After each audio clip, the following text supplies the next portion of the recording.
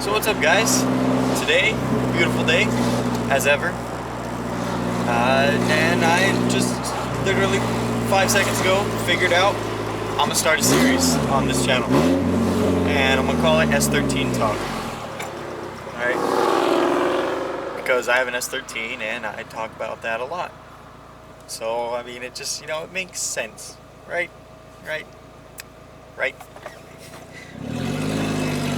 So yeah, S13 Talk. So, for episode 1, I guess we'll just have it like a little intro to it, to what it should be. Basically, I'm just gonna be, it's sort of self-explanatory. I'm just gonna be talking about little things here and there about my S13. Let's address the elephant in the room to get, to just get this out of the way for episode 1. R240 is slow? Like, are they actually slow? Like I always say they are, and I'm sure other people say. Well, this is going to be a very short episode because yes, they are. That's it. Done. Episode over. Hope you like it. Like, comment, and subscribe.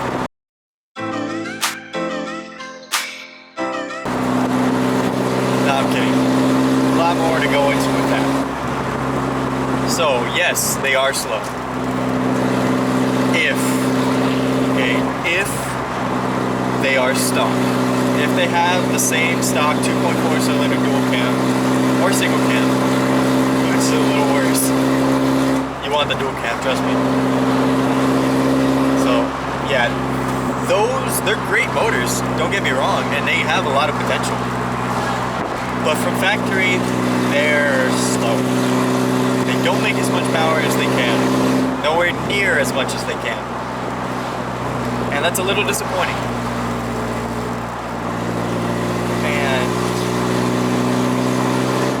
But having said that, this car is set up for this amount of power. Like, it's perfectly set up for the amount of power it has. So that is a good thing.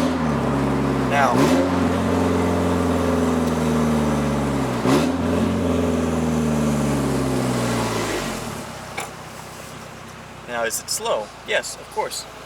155 horsepower. Okay, when you look at that number, you might think, hey, that's not that bad. Well, you're fucking wrong. Because that number is from the original year the car came out, for me, 91. Okay, that is 26 years ago. This car came out and made 155 horsepower at the crank. At the crank, not at the wheels, at the crank. So it was probably pushing around 120 at the wheels, maybe. So yeah, when you think of that, that's pretty bad. But again, that was in 91. That is not in 2017, where that number is probably 100 or less at the wheels. Because of wear and tear and aging and people not taking care of the car, that's probably what I'm looking at. About 100 horsepower at the wheels. Maybe a little more. Maybe like closer to 115. But yeah, that's what I'm working with. That's what I'm assuming, because if you look at stock 240 dynos, they're around low 100s, like below 120.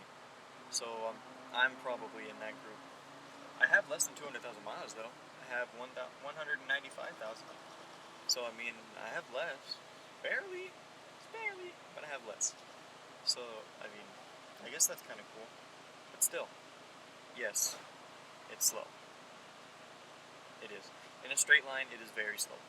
In corners, it's pretty fun. In corners, this fucking thing is an animal. Right up until the limit. And it doesn't, there's no warning when you hit the limit. just sort of happens. You just hear the tire spool. I've actually gotten understeer because I reached the limit. So yeah, you can get understeer in a rear-wheel drive car. Just because it's rear-wheel drive doesn't mean you're not going to get understeer. It's not going to happen as often, but it can happen unless you have very grippy tires, and even then, there's probably still a chance. But I just have 205s all around, so those aren't wide tires. But yes, so in corners, once you do reach the limit, like you can feel the back end kick out a little bit, and to me that's a little scary. I've had the studs break before for that reason, and now I have the ERP studs, so they're not going to break. But it's still like in my head, like that happened. I broke the studs on one of the wheels. And I got so lucky that it happened in the desert on dirt. So there was almost no damage to the rest of the car. Except the cover for the brake rotor was bent. And it was rubbing against the rotor. So I just had to bend that and then like, you know, get it out of the way. But other than that, no damage at all. Everything was good. So that's just always in the back of my head. But again, to go back to the actual topic of the video, yes, 240s are slow. And I can destroy like nothing. I can destroy an MR2. That's about it. In a straight line, I can fuck up an MR2. Probably a Miata too. Probably a Miata. But that's for now. You know, I'm not gonna stay at this power level. I'm not gonna stay looking stock either.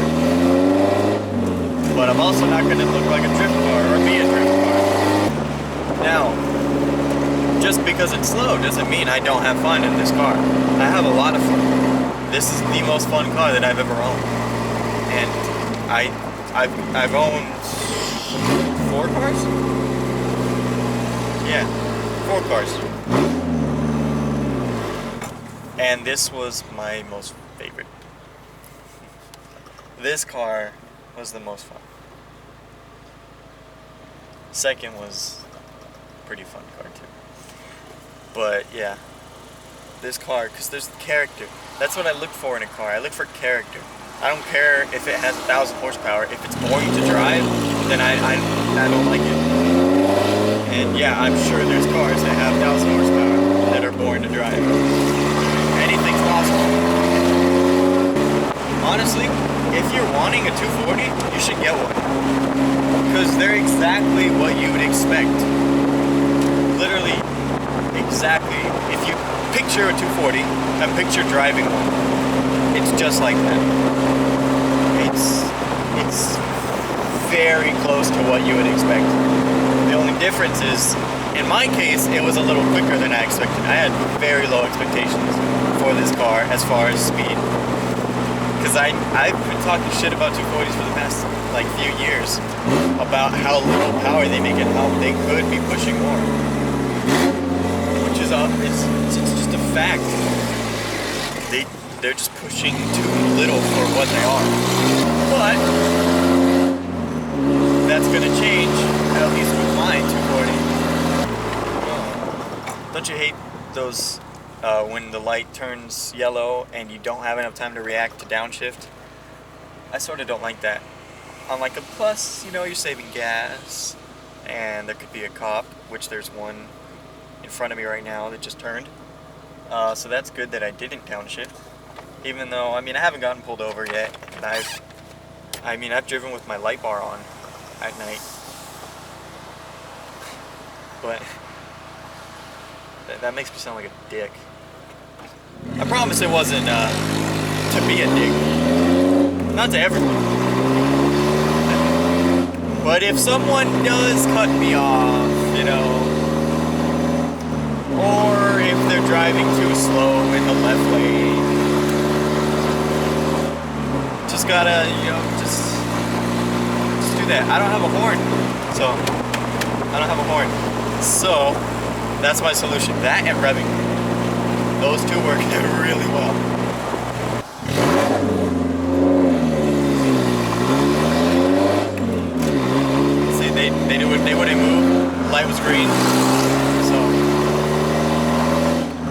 they're getting over. You don't have to get over, you just have to pay attention to the light. But yeah, S13 talk. Hope you guys like it.